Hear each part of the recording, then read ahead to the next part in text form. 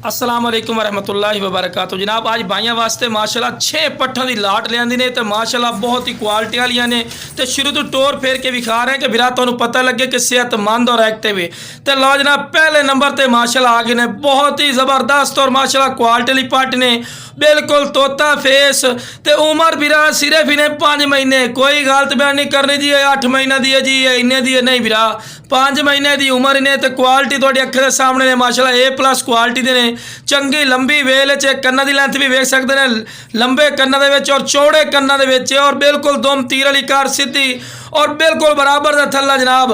ये जनाब कोई अलग अलग सी जनाब इसका 22,000 रुपये रेट है, लेकिन अज लाट ही देंगे बिल्कुल मुनासिब इंशाल्लाह रेट लवांगे बिल्कुल इंशाल्लाह पुराने रेट में तुहानू जी जानवर मिल सन इंशाल्लाह। तो ये भाई 2 दंद पट भी एक पाई है फुल क्रॉस होने तैयार है। वीडियो का ना रवना बिरा तुहानू अच्छी तरह इन्फॉर्मेशन दिसा है। तो लो जनाब दूसरे नंबर पर आ गए मोनी पट। यार दोस्त फरमाइश करते हैं कि फौजी भाई मोनिया पट्टा ही लाट ही दिता करो। लो जनाब आज दोस्तों की फरमाइश तो मोनी पट लियांदी ने जनाब।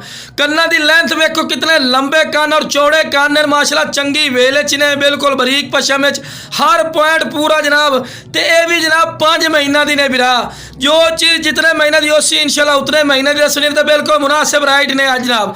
तो ला जनाब तीसरे नंबर पर आ गए ने वाइट मक्खी चिन्नी की उम्र भी 5 महीने ने। यह भी वाइट अख दे ने और बेहतरीन और A+ क्वालिटी दी ने।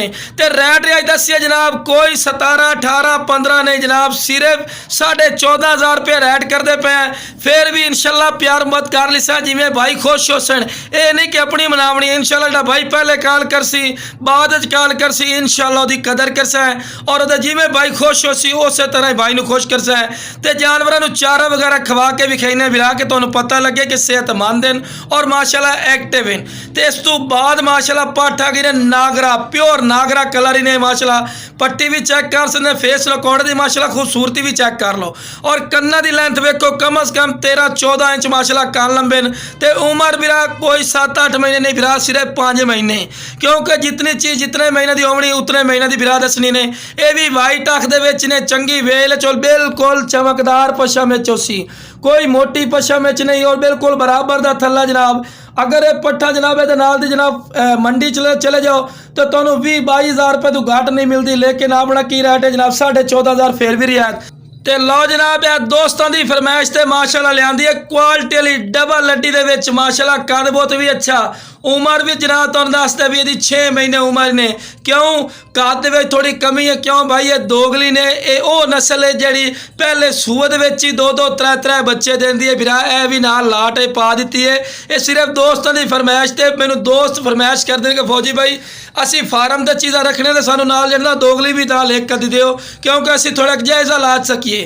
तो लो जनाब आखिरी नंबर पर 2 दंद पट्ठ ते लियांदी जनाब अबलग शेड ने और बहुत ही माशाल्लाह क्वालिटी वाली ने A+ क्वालिटी चंगी लंबी वेल ने।